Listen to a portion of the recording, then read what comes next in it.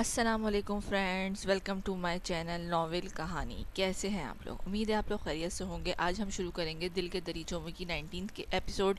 तो चले जल्दी से शुरू करते हैं। शुरू करने से पहले मेरे चैनल को लाइक और सब्सक्राइब ज़रूर कर दीजिएगा।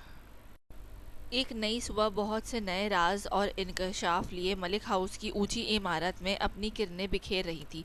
जदीद तर्ज के बने बड़े से किचन और डाइनिंग हॉल में होती हलचल इस वक्त सबके मुतहरिक होने और नाश्ते के लिए तैयार होने की चुगली दे रही थी।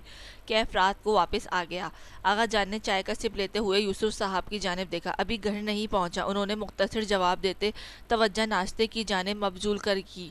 मामा कैफ चाचू की शादी अरीशा आपी से कब होगी? जोहान ने कंदील को मुखातिब किया तो एकदम से डाइनिंग टेबल पर खामोशी सी छा गई, क्योंकि जब से कैफ और गजल की डाइवोर्स की बात छिड़ी थी तब से एक नामहसूस सी खामोशी पूरे घर में छाई हुई थी।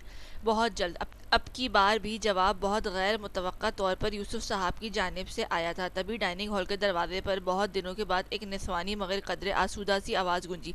अस्सलाम वालेकुम, गुड मॉर्निंग। मामूल की मानिंद कहती हुई वो आगा जान की तरफ बढ़ी और फिर फर्दन फर्दन सबसे मिलने लगी तो गजल पे नज़र पड़ते ठिठकी थी। मगर उस रात की मानंद इस वक्त उसके चेहरे के तासुरात में सर्द महरी नहीं थी, बल्कि वो बड़ी तवज्जो से उसे देख रही थी। तभी वो भी मुस्कुराती हुई उसकी जानिब बढ़ी। अरे अरीशा आई है। उसी लम्हे फरीन बेगम हॉल में दाखिल हुई तो उसे देखकर खिल सी उठी। प्यारी वो उन्हें पहले ही थी, लेकिन बेटे से मुंसलिक होने के बाद तो वो और ज़्यादा अजीज़ हो चुकी थी। कैसी है बड़ी दादो?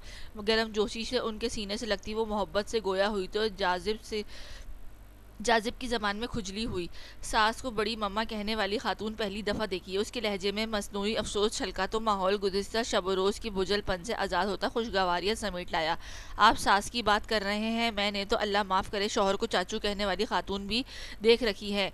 रासिम ने चटकले पर अरीशा ने खा जाने वाली निगाहों से उसे देखा। खातून नहीं हूँ मैं। सबसे ज़्यादा ऐसे उसे यही बात काबिल एतराज़ लगी थी। भाई तुम जितना मर्जी अब इज्तनाब बरत लो इस लफ्ज़ से। जिस हिसाब से तुम शौहर की उम्र है तो उसके साथ खातून ही कहलवाओगी। अफीफ़ा ने भी उसकी शरारत में हिस्सा लिया तो उसके चेहरे पर शाकीपन लहराया। जहाँ लफ्ज़ शौहर दिल में अजीब सी गुदगुदू पैदा कर रहा था, वहीं उसका ख्याल एक कसक भी दे रहा था।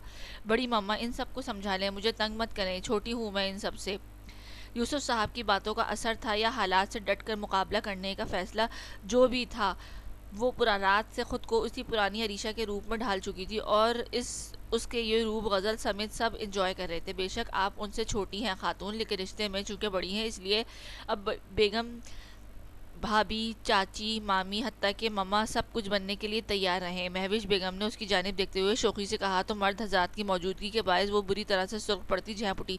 चलो अब बस करो सब लोग, मेरी बेटी को तंग नहीं करो आप लोग। फरीन बेगम ने उसके बालों को चूमते हुए मोहब्बत से कहा तो रासिम की ज़बान में वहाँ अभी ही एंटर होने वाले कैफ को देखकर खारिश हुई। बिल्कुल आपका बेटा आ चुका है, आपकी बेटी को तंग करने का परमिट उसके पास है। उसकी दबी दबी आवाज़ इतनी बुलंद ज़रूर थी कि सभी की समातों की नज़र हुई थी। जबकि हॉल में एंटर होते ही रासिम के जुमले से चौंकते हुए उसकी नज़र जब माँ के बाजू के हाले में मौजूद उसके नाजुक वजूद पर पड़ी तो एक सुरूर और सुकून की लहर वजूद में दौड़ गई। अस्सलाम वालेकुम, उसकी गंभीर आवाज़ गूंजी तो अरीशा ने पलट कर उसकी जानिब देखा जो आगा जान की जानिब बढ़ रहा था।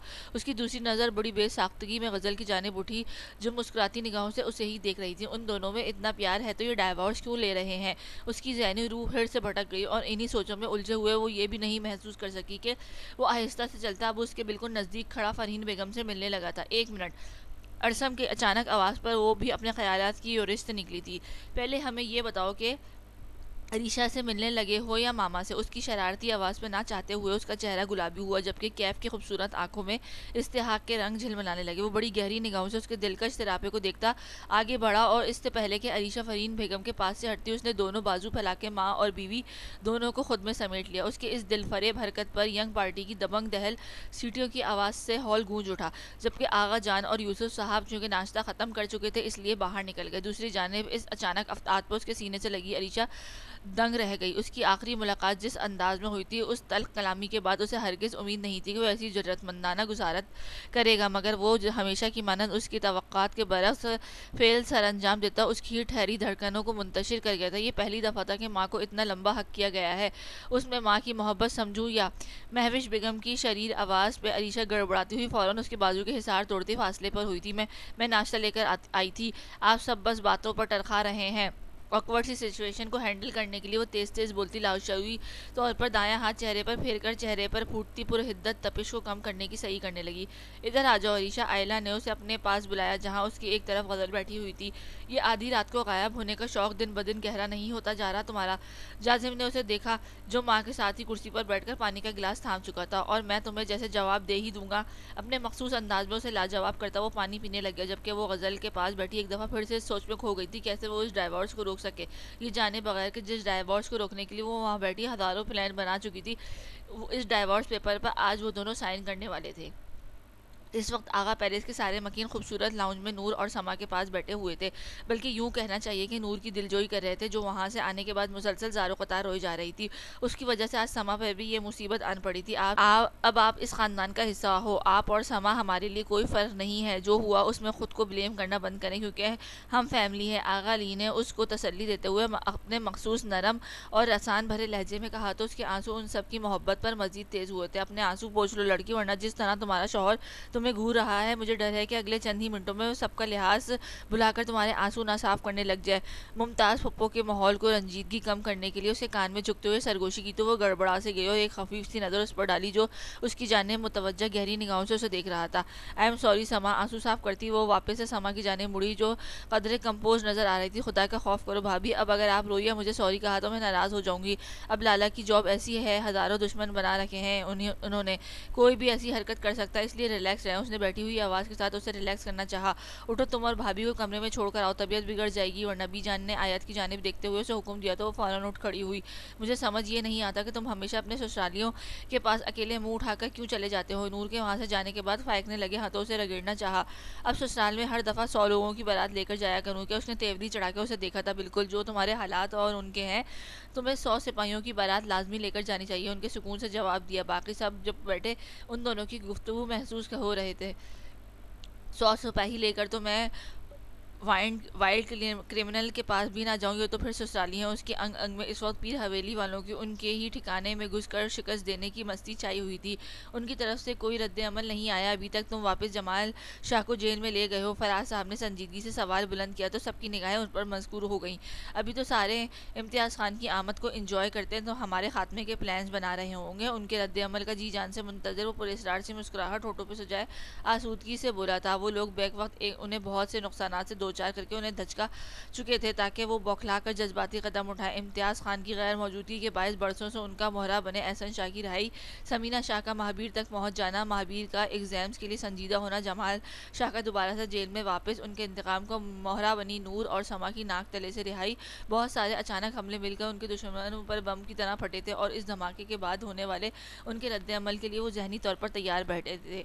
जहाजी साइज बेड पर करवट के बल लेटी वो अपना दायां हाथ तकिए पर जमा, उस पर चेहरा रखे गैर मरई नुक्ते पर अपनी निगाहें मरकूज किए हुई थी, जब दरवाज़ा खुलने और बंद होने की आवाज़ सुनकर उसकी समातें चौंक उठी और फिर उसकी रवा रवा समात बन उठा। जब दरवाजे के पास से हटते वजूद की मजबूत कदम उसकी जानिब बढ़ने लगे। कैसी हो? बेड के नज़दीक आकर ठहरता वो भारी आवाज़ में बोला, तो उसकी सरहद से आंखें मीचते हुए सर अजबात में हिलाया, लेकिन इस वक्त उसकी धड़कनें थम सी गईं जब वो उसके पास टिकते हुए उसकी जानिब झुका और बहुत नरमी से आहिस्तगी से अपने लब उसके पहलू पे जमाए। मेरा चैम कैसा है? उसकी लमस की हिद्दत और लफ्ज़ों की गंभीरता उसके वजूद को गोया पल भर के लिए साकित कर गई थी। उसने बेसाख्ता अपनी कमीज़ मुट्ठी में जकड़ते हुए जोर से अपनी आंखें मीची, क्योंकि लब सरकते हुए पहलू से पेट की जानिब सरायत करते उसकी थोड़ी ठहरी धड़कनों को पागल कर गए थे। उसके वजूद को अपने होठों के लमस से दहकाता हुआ वो उसके वजूद में पनपते वजूद की धड़कनें महसूस करने की कोशिश कर रहा था। अपनी इस कोशिश में वो उसके कांपते वजूद और गहरी होती सांसों को मुंतशिर कर रहा था। उसका सरकता हुआ हाथ जब पेट से सरकता हुआ ऊपर की जानिब बढ़ा, तो उसने बेसाख्ता उसकी गुस्ताखी पर माइल हाथ को फौरन अपने कपाते हाथ की गिरफ्त में लिया। सुफियान प्लीज़। इस बेसाख्ता पुकार में एक झिझक, एक हया आमेज मज़ाहमत पनाह पाती। मुझे इस तरह से रोकोगी तो मैं बुरा मान जाऊंगा। भारी आवाज़ में कहे गए अल्फाज में लरजती हुई बंद पलकों को फौरन खोलते हुए हैरानगी से उसे देखा। उसे इस वक्त ऐसी सिचुएशन में कम अज़ कम उससे ऐसे रवैये, ऐसे अल्फाज की तवक्का हरगिज़ नहीं थी। तभी वो इस वक्त हैरानगी और बेयकीनी की जद में आ गई थी। अच्छा लग रहा हूँ ना? उसकी मुसलसल खुद को तकती आंखों में अपनी आंखें गाड़ते हुए उसने शोखी से इस्तफार किया, तो वो गड़बड़ाई और फिर यख लगती उसकी खूबसूरत आंखें आंसुओं से लबरेज हुई और वो अपना सब्र खोती खुद पर झुके सुफियान की शर्ट दबोचे मुट्ठियों में दबोचती उसके सीने से लगती हिचकियों से रोने लगी। उसके सशक्ते वजूद को खुद में समेटते हुए उसकी कमर थपथपाता उसके अंदर का गुबार निकालने के लिए मौका देते हुए उसके चुप होने का इंतजार करने लगा। वो जानता था कि इस वक्त वो आंसू फ़कत आंसू नहीं बल्कि ये आंसू अपने मैके वालों की दिलबर्दाश्ता रवैयों में उमड़ने वाला समंदर था। एक शादीशुदा औरत के लिए मैके का मान किस कदर ज़रूरी था वो ये समझता था, और उसका मान अगरचे बिलवास्ता वजह वही बना था, लेकिन वो मान आज मुकम्मल तौर पर बिखर चुका था। उस पर मुतजाद उन लोगों को समा को किडनैप करने का करीब फेल उसे अपने ही नज़रों में गिरा चुका था। जब काफ़ी देर गुजरने के बाद भी वो चुप ना हुई तो उसने होले से उसके गालों में उंगलियां फेरते हुए उसके कानों में मध्यम सी सरगोशी की। बस करें मिसेज, ये आंसू मुझे दुश्मन के हमलों से ज़्यादा तकलीफ दे रहे हैं। उसके बाल सहलाते हुए रसाना से गोया हुआ तो उसके लहजे की नरमी पर वो मजीद बिखरी थी। वो ऐसा कैसे कर सकते हैं? मैं उनकी बेटी हूँ, वो मेरी औलाद। दुख और कर्ब की इंतहा थी कि लफ्ज़ उसके होंठों से टूट टूट कर बिखर रहे थे। रिलैक्स, कुछ भी नहीं हुआ, खुद को हल्कान मत करो, सब ठीक हो जाएगा। तुम खुद को इल्ज़ाम देना बंद करो। मेरी फील्ड ही ऐसी है कि ऐसे हादसात कभी भी दरपेश आ जाते हैं। लेकिन मैं लिसान भरी संजीदगी समय वो उसको तसल्ली देने की भरपूर सही कर रहा था, लेकिन उसकी हिचकियाँ बंधने लगी। रोना बंद करें, तबीयत बिगड़ जाएगी। जो गुजर चुका है उस पर अफसोस करने के बजाय जो आने वाला वक्त है उसके लिए दुआ करो, इंशाल्लाह सब साजगार होगा। उसके आंसुओं से तर चेहरा दोनों हाथों में भरते उसने अंगूठों से उसके गीले बाल और नम पलके पहुंची तो उसने डुबडुबाई आंखों से उस शख्स को देखा जो एक बुरे ख्वाब की मानंद उसकी ज़िंदगी में शामिल हुआ था, मगर वो इस वक्त इस हसीन हकीकत के रूप धारे उसके बेरंग और बेमकसद ज़िंदगी को खुशनुमा रंगों से सजाकर उसे उस ज़िंदगी की सबसे अनमोल खुशी देने का सबब बना था। मोहब्बत हो रही है, उसकी नम आंखों का इर्तिकाज खुद पर महसूस करते वो एक बार फिर से गंभीर लहजे में बोलता शरारत पर आमादा हुआ तो वो गड़बड़ाई। नहीं, मेरा दिमाग खराब नहीं है। उसकी बाहों को मजबूत हिजार को तोड़ने की कोशिश करती वो कतराए हुए लहजे में बोली थी। लहजा इस वक्त कुछ देर कबल की सोगवारी से किसी हद तक आजाद था। मोहब्बत करने के लिए दिमाग नहीं बल्कि दिल की खराब करना पड़ता है। आंखों के दिलफरेब अंदाज में हरकत देता वो एक सहर व अंगेज आवाज़ का जादू बिखेरने लगा तो उसका दिल जोर से धड़क उठा था। मेरा दिल भी इतना बेलगाम नहीं हुआ। अपनी पूरी कुव्वत जमा करती वो उसकी बाहों के घेरे से निकलती सरहद से चंद इंच का फासला बढ़ा गई। मेरा दिल जो बेनते बैल की मानंद बेलगाम हो चुका है, पहले इसको लगाम डालने की करते हैं। इसी कोशिश में आपका दिल भी बेलगाम हो जाएगा और मेरी चाय की प्याली ज़ाया होने से बच जाएगी। फौरन से पेशतर उसकी जानिब पेशकदमी करते हुए उसने ज़ोमाइनी अंदाज में कहा तो वो जी जान से सटपटाई। मुझे मेरा मतलब है कि आपके बच्चे को भूख लगी है। उसके बढ़ते हाथ देखकर बर वक्त उसे बहाना सूझा था, जबकि उसकी ऐसी गैर मुतवक्का बात सुनकर उसने भवें सुकेरते हुए बगौर उसका चेहरा देखा, जिस पर कुछ पल कबल की निस्बत इस वक्त कौसो क़ज़ा के रंग बिखेरे हुए थे। उन्हीं रंगों को देखकर वो अंदर तक पुरसुकून हो गया था। नॉट फेयर मिसेज, ये जूनियर तो आने से पहले मेरे और आपके रोमांटिक मूवमेंट्स को ख़राब करने की कोशिश कर रहा है। आने के बाद भी इसकी यही हरकतें रही तो मेरा और उसका एक साथ गुजारा नामुमकिन है। दुहाई देने वाले अंदाज में कहते हुए अपनी जगह से उठा तो नूर के होठों पर उमड़ने वाली मुस्कुराहट को फौरन लब भींचते हुए छुपाने की सही की। मैं तुम लोगों के खाने के लिए कुछ लेकर आता हूँ, पहले तुम इसकी भूख का इंतजाम करो, फिर मेरी प्यास बुझाने की कोशिश करना। बाई आंख विंक करते हुए वो दो मायनियत से कहता हुआ दरवाजे की जाने बढ़ा तो वो हिजाब आबे अंदाज में मुस्कुराती हुई उन तकलीफदे यादों को छुटकारा पाने के सर झटक कर रह गई जो उसे अपनों से ही मुतफर कर गए थे। लेकिन उस वक्त वो ये नहीं जानती थी कि इन्हीं अपनों के एक और रूप भी वो बहुत जल्द देखने वाली थी, और वो रूप ना सिर्फ उसको बल्कि सुफियान आगा की पूरी हस्ती को हिलाने वाला था। वो इस वक्त पेपर देने के लिए मुकम्मल तैयार मलिक हाउस के लिविंग रूम में मौजूद थी। इरसम चाचू, दैट्स नॉट फेयर, मेरा पेपर है आज और आपकी तैयारियां ही ख़त्म नहीं हो रही हैं। रिलैक्स अंदाज में यहाँ से वहाँ होते इरसम को देखते वो बेचैनी और शौकीपन से गोया हुई तो वो एक झटके से उसकी जाने मुड़ा। क्या मतलब? मैं तुम्हें यूँ नहीं छोड़ने जा रहा हूँ। उसकी कदर बुलंद लहजे में इतनी हैरत और बेयकीनी थी कि वो गड़बड़ा गई। नहीं, ओ बाबा ने अपना पर्सनल सेक्रेटरी भेजा है मेरे लिए। उसके झुलसते लहजे पे आयला के होठों पे हंसी फिसल गई थी। ओ बाबा के पर्सनल सेक्रेटरी की ऐसी की तैसी, तुम इधर आओ मेरे साथ। इरसम ने फौरन उसका हाथ पकड़ते हुए सीढ़ियों को रुख किया तो वो सटपटाई।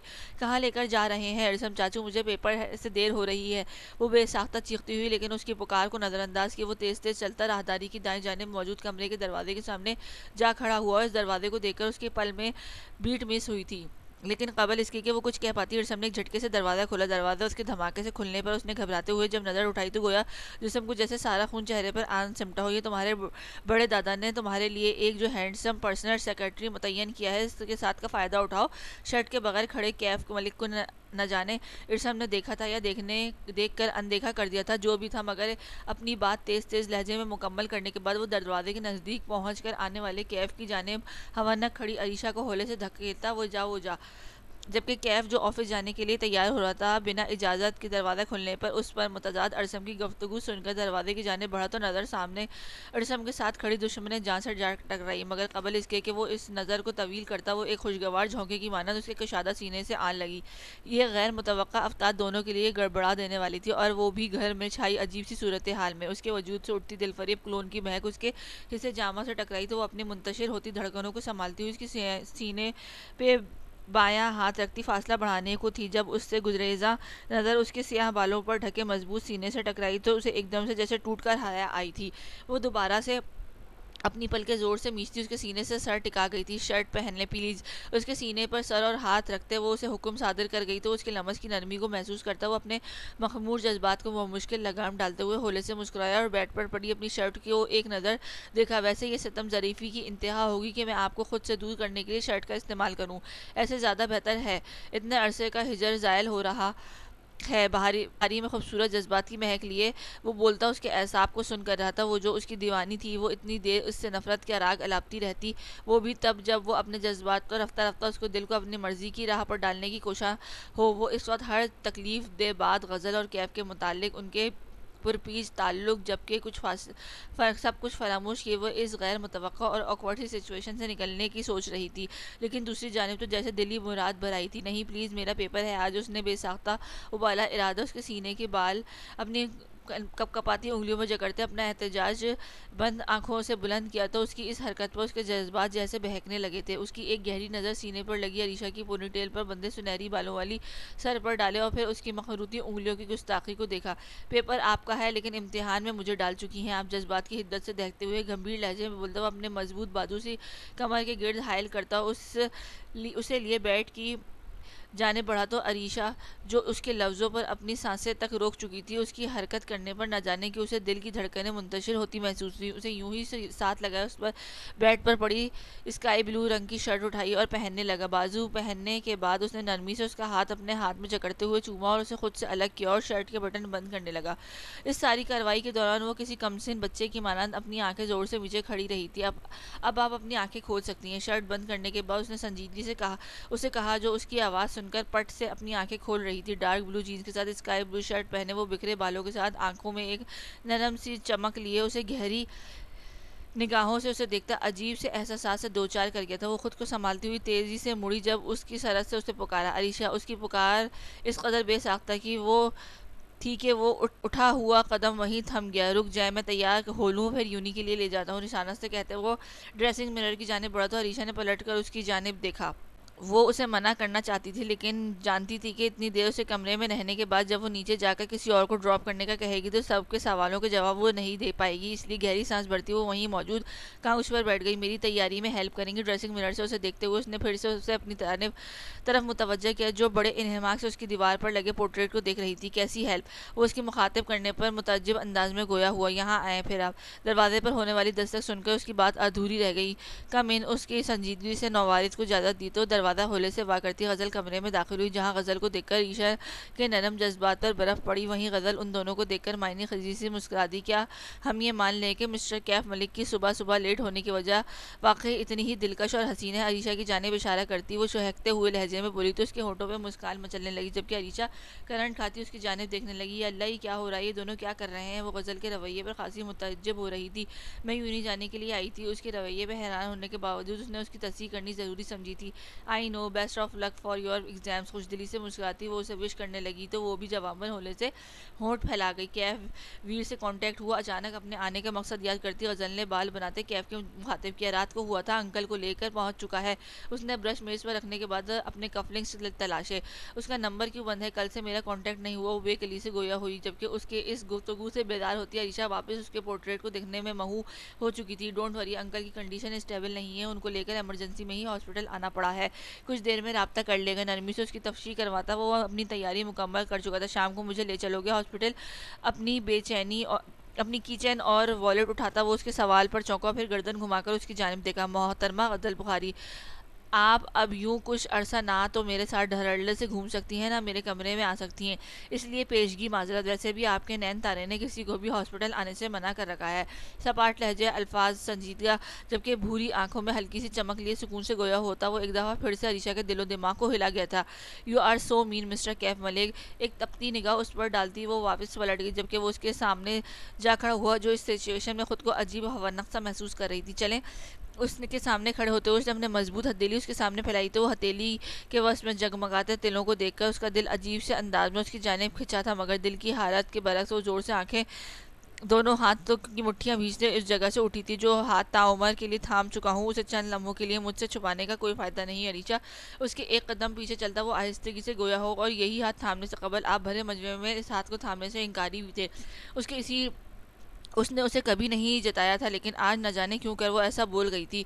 वजह शायद यही थी कि उससे उसे कैफ चाचू से कैफ बनाकर देखना ही अब शुरू किया था, और ऐसे में हर चीज़ ज़्यादा कर चुके लगा रही थी। बाज़ औक़ात हमारे बहुत से आमाल का सबब और वजह वक्त ही बयान कर पाता है, हम नहीं, इसलिए इस टॉपिक को बंद करते हैं। फ्रेश होकर पेपर के लिए निकले, सीढ़ियाँ उतरते वो तबीयत के बरखिलाफ खासी नरमी से गोया हुआ था। वो बिना कुछ कहे हॉल पे बड़े सोफे पे मौजूद अपनी चीज़ें जल्दी से समेटती बाहर की जाने बढ़ी थी। पीर हवेली के मर्दान खाने में इस वक्त गोया गुस्से और इंतकाम की जैसे तूफान उमड़ आया था। अपनी फतह के एहसास से चूर जब वो इम्तियाज़ खान के पुरजोश इस्तकबाल के बाद इस वीरान और तारीख कमरे में पहुंचे जहां वो दोनों कैद थे, मगर खाली कमरा उनका मुंह चढ़ा रहा था। ये दोनों कहाँ गए?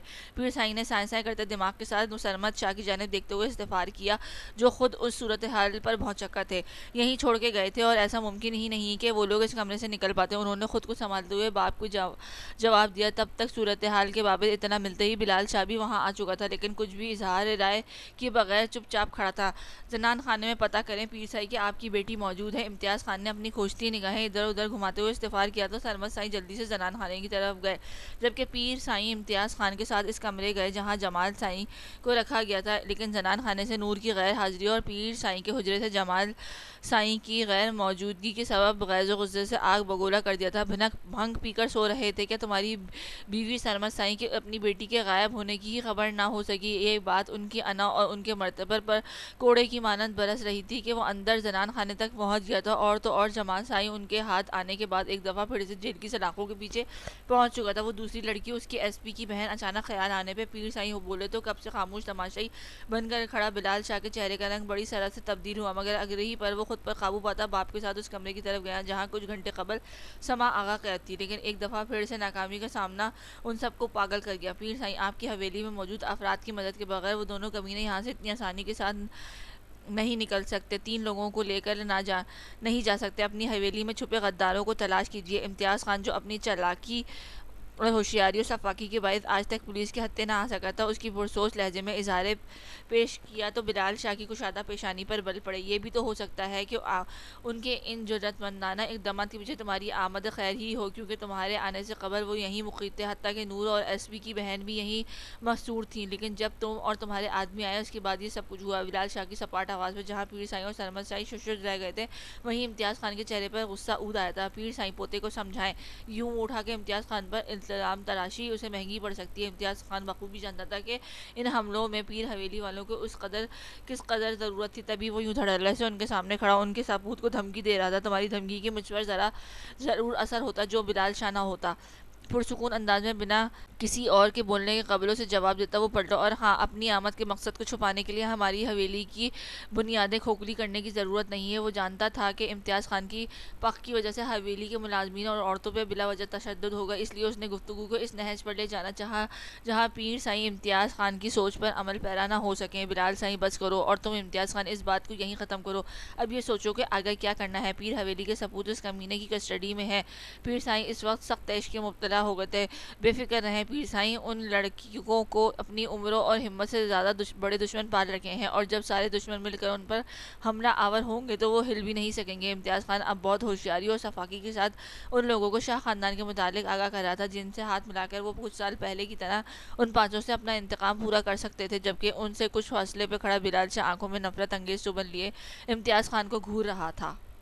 शाह पैलेस में इस वक्त खामोशी छाई हुई थी। सुबह के 8 बजने के बावजूद मकीन अपने कमरों में हुए खौफ थे। ऐसे में पिंक शर्ट के साथ सफ़ेद ट्राउज़र पहने, सर पर हमरंग दुपट्टा ओढ़े, वो चेहरे पर नरम से तासुरात सजाए, सूट के हमरंग कांच की चूड़ियां कलाइयों की जीनत बनाए नाश्ता तैयार कर रही थी। महाबीर और नीलम शाह की उस दिन की तल्ख कलामी के बाद हैरत अंगेज तौर पर किसी ने भी कोई रद्द अमल नहीं दिया था, बल्कि उन 2-4 दिनों में पैलेस की बाकी नफूस ये तक फरामोश कर गए थे कि वो तीन भी इस पैलेस में मकीन थे जहाँ उन सबकी बेखबरी दिल को पुरसुकून कर रही थी। वहीं नीलम शाह जैसी फितरत की माइल औरत की ऐसी खामोशी किसी बड़े तूफान का पेश खैमा थी। नीलम शाह के उलझे हुए पुरस्रार रवैये के बारे में सोच उसने नाश्ते की ट्रे तैयार की और एक दफ़ा नाकदरा निगाह ट्रे पर डालती वो किचन से बाहर निकली। वो अभी सीढ़ियों तक पहुंची ही थी कि अचानक एक साइड से नेहा आती उसके सामने आन रुकी। तुम क्यों एक माजूर शख्स और एक एबनॉर्मल माँ की चाकरी करती हो, अपनी ज़िंदगी को तबाह कर रही हो? जितनी अचानक उसकी आमद थी उतनी ही अचानक और तकरीब उसका सवाल था, जिसे बमुश्किल बर्दाश्त करते हुए उसने वो जवाब देने की कोशिश की जो उस वक्त इस सिचुएशन में उसे देना चाहिए था। वो माजूर शख्स मेरा पल भर के लिए वो झिझकी, लेकिन फिर ये सोच करके वो कौन सा सामने मौजूद है। वो शख्स मेरा शौहर है, उसकी एबनॉर्मल माँ मेरी सास यानी माँ है। ऐसे में उनके काम करना या उनकी ज़रूरियात का ख्याल रखने से मेरी ज़िंदगी अगर तबाह हो रही है तो उसे हो जाने दें। एक मसनूई मुस्कुराहट चेहरे पे सजाए वो नरम लहजे में मगर संजीदा अल्फाज का सहारा लिए बोली तो नेहा का चेहरा मारे सुबकी के सुर्ख पड़ने लगा। माजूर शख्स की खिदमत बहुत आसान है, लेकिन क्या तुम उस शख्स की भी खिदमत करना पसंद करोगी जिसका किरदार इस कदर पस्त हो के वो इंसानियत के दर्जे से ही गिर कर घर की इज्जत और हाथ डाल दे? अपनी सुबकी के एहसास को कम करने के लिए वो नफरत से फनकारी तो ट्रे कशमाला के हाथों में लरज गई, जबकि कान गोया साए साए करने लगे।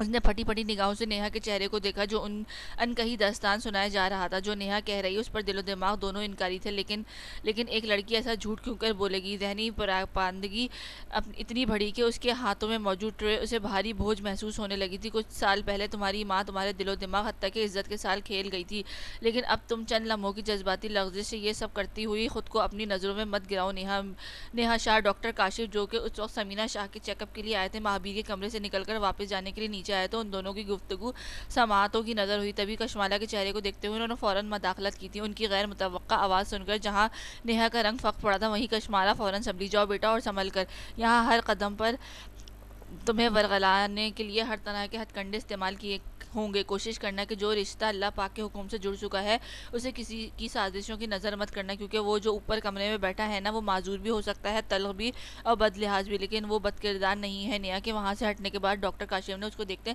नरमी से तो कहा तो खफत ज़्यादा अंदाज में सर हिलाती वो ऊपर की जाने बढ़ गई। खुले दरवाजे से जब वो ट्रे लिए अंदर दाखिल हुई तो नज़र हस्बे मामूल सोफे पर जमान उन दोनों माँ बेटे पर पड़ी जो एक दूसरे की सिमत मुतवज्जा थे। मुकम्मल तौर पर ना तो सही, लेकिन किसी हद तक समीना शाह उससे अटैच हो चुकी थी। इनमें उन दोनों के वक्त और साथ का बहुत बड़ा हाथ था। दूसरा, नीलम शाह की सफाकियत से बचाव की वजह से वो खासी बेहतर की जानिब गामजन हो चुकी थी। आज तुम खुश हो? वो बात जो उसके कमरे में दाखिल होते ही महसूस करी थी वही बात समीना शाह ने दोहराई और ट्रे में इस पर रखती कशमाला ने लहजा भर के लिए आंख उठा के उसकी जानिब देखा। मैं आज वाकई बहुत खुश हूँ, क्योंकि अल्लाह के हुक्म से जो आप से खो चुका है ना, वो इंशाल्लाह बहुत जल्द आपको मिल जाएगा। उनकी हाथ शिद्दत जज्बात से चूमते हुए वो मोहब्बत से गोया हुआ था। कौन? उनका सवाल बड़ा बेसाख्ता था। वीर। वो एहसन शाह का जिक्र नहीं कर सकता था, इसलिए बहुत मुख्तसर सा जवाब दिया था। वीर कौन है? कशमाला, जो इस वीर के चक्कर में बहुत बुरी तरह से उलझी हुई थी, उसने समीना शाह से पहले इस्तेफार किया था। आपकी सास का बेटा। उसने बरखिस्ता जवाब पर वो गड़बड़ाई।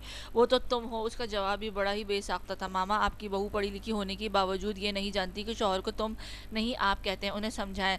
सवाल गंदम जवाब चना के मुसादिक वो गैर मुतवक्का बात करने लगा तो हवन्नक सी हो गई। दुल्हन प्यारा प्यारा बोलते हैं। सेहत बहाली मुकम्मल होने की वजह से वो बात को मुकम्मल तौर पर ना तो सही से समझती थी, ना ज़्यादा लंबा फ़िक्रा बोलती थी। स्टूडेंट भी है, लेकिन ये मेरा स्टूडेंट भी है। उसने फ़ौरन तजवी पेश की करनी चाहिए तो महाबीर ने फ़ौरन जिगर जिगर करती आंखों से उसका भरपूर जायज़ा लिया, जो खफस ज़्यादा सी मेज़ के नज़दीक बड़ी कुर्सी पर बैठी थी। वीर कौन है? समीना शाह के जवाब देने के फ़ौरी बाद वो उसकी जानिब मुतवज्जो ही और अपना सवाल दोहराया।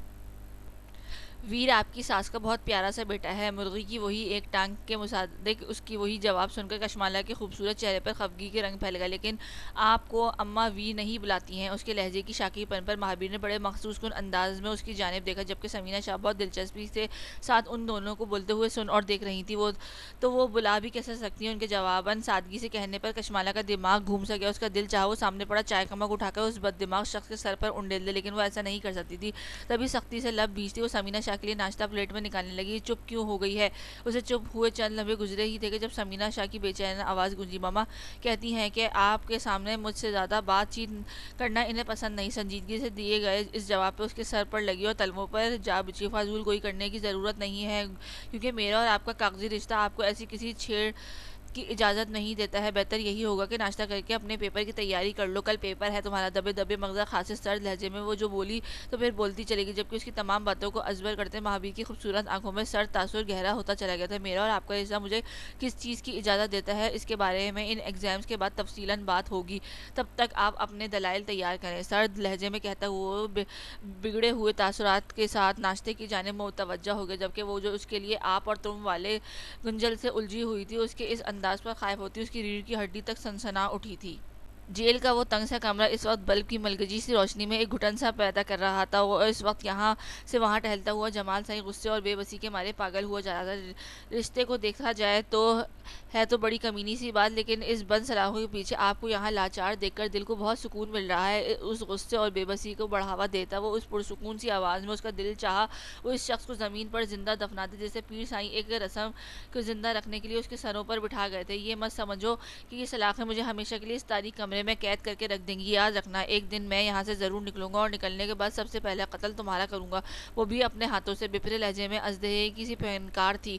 वल्लाह चचा सुसर मोहतरम, आप 2 दिन पहले इन जेल की सलाखों से बाहर गए थे, तभी उन इरादों पर अमल क्यों नहीं किया? उसके दिलकश लहजे में छाई मसनूई मासूमियत पे वो बल खाकर रह गए थे। मैं इस इरादे पर अमल करने पर सेकंड की भी मोहलत ना देता जो अगर तुम बुज़दिलाना हरकत ना करते। उसे यही बात पागल कर देने को थी कि वो उनका प्लान उनके मुंह पर मार चुका था और उसे उनकी हवेली में सबकी नाक तले से निकाल कर वापस उस कॉल कोठरी में बंद कर गया था। जो कुछ तुम और तुम्हारे कमीने आदमी इम्तियाज़ खान कर चुके हो, उसके बाद तो अगर ये सोचते बैठे हो कि खुदा का इंसाफ और कानून से बच सकोगे तो ये तुम लोगों की भूल है। अब तुम्हारे सामने कॉलेज में पढ़ते हुए टीनेजर नहीं है, बल्कि अब तुम्हारे सामने तुम्हारा इंतकाम इबरत बनकर खड़ा है। यकयक उसके पुरसुकून लहजे एक खशूनत और खुशत समाए गूंजा था।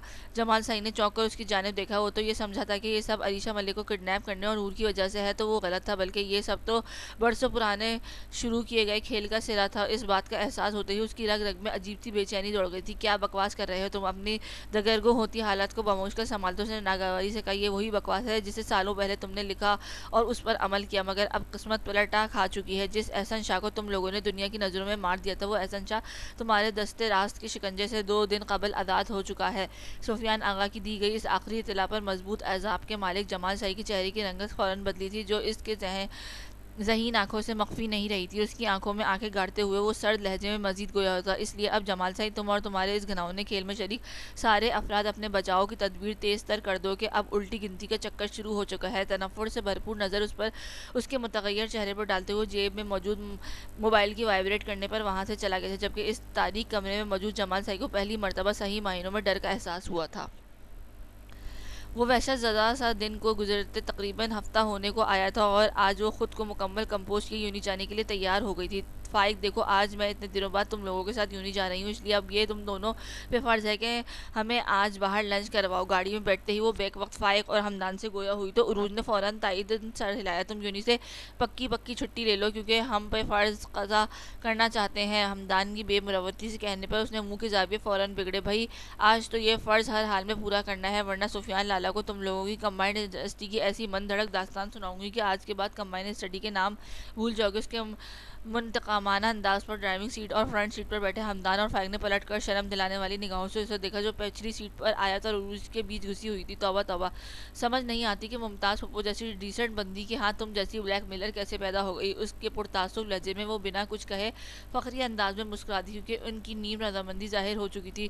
इसी खुशी में सरमस्ती में वो एक अच्छा दिन यूनिवर्सिटी में गुजारने के बाद वो अपनी मगन अंदाज में गेट की जाने बढ़ रही थी। चूँकि उरूज और आयात का लास्ट पीरियड फ्री था, इसलिए वो पहले ही बाहर गाड़ी में पहुंच चुकी थी। इसलिए वो इस वक्त तन्हा ही मतवादन चाल चलती गेट की तरफ बढ़ी थी, जब अचानक अपने पैरों के सामने अचानक से शूज़ में मुक़ीद पैर आन रुके तो उसने बमुश्किल खुद को संभालते हुए चौंक कर नौवारिद की जानिब देखना चाहा, मगर यूँ अचानक सामने आन रुकने वाली इस शख्सियत को देखकर उसकी आंखें हैरत और बेयकीनी की ज्यादती से यकयक फैली और फिर यकयक उन खूबसूरत आंखों में नागवारी और अजनबीपन इतनी सरत से लहराया कि सामने खड़ा बिलाल शाह को अपने सीने में घुटन का एहसास होने लगा। एक्सक्यूज़ मी, कतई पुरतकल्लुफ़ और सपाट लहजे में बोलती। वो उसके पहलू से गुजरने लगी। जब कमाल जुर्रत का मुजाहरा करती, बिलाल शाह ने हाथ बढ़ाकर उसका बायां बाजू अपनी नरम गिरफ्त में जकड़ा तो बेयकीनी की इंतहाओं को छूती वो एक झटके से उसकी जानिब पलटी। ऐसी बेतकल्लुफ़ी की इजाज़त मैं अजनबियों को हरगिज़ नहीं देती, इसलिए आज के बाद ऐसी बदतमीज़ी मेरे साथ करने की कोशिश भी मत कीजिएगा। एक झटके से बाजू उसकी गिरफ्त से आज़ाद करवाती हुई फिनकारी थी। उसे वो पल भुलाए नहीं भूलता था जब वो शख्स उसकी वजह से उसे जहनी और दिली अजियत से दो कर गया था। अगरचे उसकी इसके साथ कोई दिली वाबस्तगी नहीं थी, लेकिन ये बात उसके दिल में गड़ गई थी कि वो शख्स एक बेमायनी इंतकाम के पीछे उसे इस्तेमाल करना चाहता था। समा, मेरी बात सुनो। इससे कबल के वो वहाँ से जाती ही बिलाल ने सरस से उसे पुकारा, लेकिन वो इसे अनसुनी करती आगे बढ़ रही थी। इर्द गिर्द आते जाते स्टूडेंट इस मंजर को सरसरी से देखते हुए आगे बढ़ रहे थे, क्योंकि ये तो यूनिवर्सिटी का रोज़ का ही मामूल था। समा, मैं यहाँ कोई तमाशा नहीं बनाना चाहता, इसलिए चंद मिनट रुक कर मेरी बात सुन लो और फिर अपने मफरूज़े कायम कर लेना। मिन्नतें करना उसकी सरिश्त में शामिल नहीं था, लेकिन न जाने क्यों इस लड़की की बदगुमानी उसे टीस कर रही थी। मजीद कौन सा तमाशा लगाना चाहते हैं आप? शर्म नहीं आती आपको? एक बेमकसद इंतकाम के लिए आप सामने से डटकर मुकाबला करने के बजाय मुझे अपने घिनौने खेल में इस्तेमाल करना चाह रहे थे। अपनी इस कदर ढिठाई से दोबारा मेरे सामने आन खड़े हो गए। उसकी आवाज़ में इस कदर नागवारी, गुस्सा, बेगानगी, तासुब और दुख सभी कुछ झलक रहा था, और यही सब उस बेचैन कर रहा था। फॉर गॉड सिक, समय ऐसा कुछ नहीं था। बाबा साईं गलत फहमी का शिकार हो गए थे। वो झंझनाए हुए अंदाज में उसके मुकाबले आते हुए बोला, और ये सच था कि अगरचे उसी इरादे से यूनिवर्सिटी आया था, लेकिन पहले ही दिन उसकी मासूमियत से भरपूर आंखें उसे अपने इरादे समेत मुतज़्ज़िल कर गई थी। ओके, जो भी था, लेकिन आपका सुफियान लाला से बेशक कोई रिश्ता हो सकता है, लेकिन मेरे लिए आप एक अजनबी से बढ़कर कुछ भी नहीं है, इसलिए आज के बाद मेरे रास्ते में तो हरगिज़ नहीं आइएगा। बेमुरवत और बेलचक लहजे में बोलती वो आगे बढ़ी तो उसके अंदर फितरी उबाल सर उठाने लगा था। उसे खुद से और गुस्सा आ रहा था। वो क्योंकि इस लड़की की परवाह कर रहा था। मैं रास्ते में तब नहीं आऊँगा जब तुम एक दफ़ा मेरी बात नहीं सुन लेती। अब तुम ये सोच लो कि मेरी बात कब सुननी है। उसके उक़्क़ों में उभरती उसकी मजबूत आवाज़ समा के कदमों की रफ्तार को लहजा भर के लिए सुस्त कर गई थी, लेकिन अगले ही पल वो सर झटकती गेट से बाहर निकल गई थी। हॉस्पिटल के इस बड़े से कमरे में वो एहसन शाह के बेड के साथ रखी कुर्सी पर बैठा उनके साथ महुए गुफ्तगू था। गुज़िश्ता एक हफ्ते से वो उनके साथ हॉस्पिटल में ही मौजूद था। चूँकि इतनी बरस वो ये सबसे दूर एक बंद कमरे में मुक़ीम थे, तो उन्हें नॉर्मल होते 4 से 5 दिन लग गए थे, और इन दिनों में वीर ने एक अच्छे, सुलझे और साबिर बेटे का किरदार करते वो हर लम्हे उन्हें अपने साथ का एहसास दिलाया था। तुम्हारी मम्मा नहीं आई मुझसे मिलने के लिए? मुकम्मल हवासों में लौटने के बाद वो उनके सबसे ज़्यादा पूछा जाने वाला सवाल था, जो वीर को बेहद तकलीफ दे रहा था। वो उनकी इस क्रिटिकल हालत में उन्हें मज़ीद कोई टेंशन नहीं देना चाहता, इसलिए घर के मुताल्लिक़ कोई बात नहीं कही थी। डैड, आप मुकम्मल तौर पर सेहतयाब हो जाएं, फिर मम्मा से मिलने चलेंगे, क्योंकि आपके भाइयों ने सिर्फ आपकी हद तक हमें नुकसान पहुंचाने की कोशिश नहीं की, बल्कि वो हर हद पार कर बैठे हैं। बहुत नपे तुले अंदाज में बोलता वो उन्हें ढके छुपे अल्फाज में बहुत कुछ क्या गया था। क्या मतलब? समीना ठीक है ना? उसकी आधी अधूरी बात सुनकर वो तड़प उठे थे, जबकि उनकी तड़प वीर की आंखों के किनारे लाल हो गए। तो इस कदर ठीक है कि उनकी सोच उन गुजरे सालों में ऑफिस गए एहसन शाह और गज़ल के लिए अंगूठी और चूड़ियाँ लेकर आने वाले वीर से आगे बढ़ ही नहीं सकी थी, और ना ही कभी वो ये जान सकी थी कि जिस घर में वो रहती हैं वही उनका उनका एक बेटा टांगों से माजूर होकर बैठा है, बल्कि वो तो उसे पहचानने से भी इनकारी है। हज़ार कोशिश के बावजूद भी वो खुद को काबू ना रख सका, तो गुलोगीर मगर आतिश ज़दा से लहजे में बोलता वो एहसन शाह के वजूद को झटकों की जद में ले आया था। नहीं, उनकी बातों को समझने की कोशिश करते हुए उनके कान साएं साएं करने लगे थे, जबकि दिल इस वक्त अपनी बीवी बच्चों की तकलीफ को सोचकर गोया फटने वाला हो गया था। खुदा गारत करे तुम लोगों को, पैसे की लालच में मेरे हंसते बसते घर को किन तकलीफ़ों की नज़र कर डाला है। उनके लब और उनका दिल बेख्तियार अपने भाइयों और उनकी बीवियों के लिए बद्दुआ गो हुआ था। मुझे अपनी मम्मा और महाबीर के पास ले चलो, मेरा बच्चा प्लीज़। नम आंखों से उसे देखते उन्होंने रिक्वेस्ट की थी, क्योंकि बिलखता हुआ दिल उसे लम्हे अपनी बीवी और बच्चे को देखना चाहता था। डैड रिलैक्स, हम बहुत जल्द उनसे मिलेंगे, लेकिन प्लीज़ अभी नहीं, क्योंकि जो इन सब के जिम्मेदार हैं उनकी उल्टी गिनती शुरू हो चुकी है, इसलिए अभी ना आप ना मैं, हम में से कोई भी मंजर पर नहीं आ सकता। उसने रसानत से उन्हें समझाना चाहा, लेकिन मैं तुम्हारी मम्मा को देखना चाहता हूँ, उन्होंने बेचैनी से कहा। तो वो बेबस होने लगा था, लेकिन फिर कुछ सोचते हुए बोल उठा, ओके, मैं वीर को कहूँगा कि भाभी के साथ मॉम को चेकअप के लिए उसी हॉस्पिटल किसी तरह से भिजवा दें। उसने अब की बार ठहरे हुए अंदाज में बात मुकम्मल की तो वो चौंक उठे। भाभी? उनकी सवालिया नज़रें उसकी जानिब उठी। जी, महाबीर की बीवी, उसने उनकी जानिब देखते हुए जवाब दिया, लेकिन उनकी आंखों में छाई उलझन को देखते हुए धीरे धीरे उन्हें कशमाला और महाबीर के मुताल्लिक और उनके निकाह के मुताल्लिक बताता चला गया।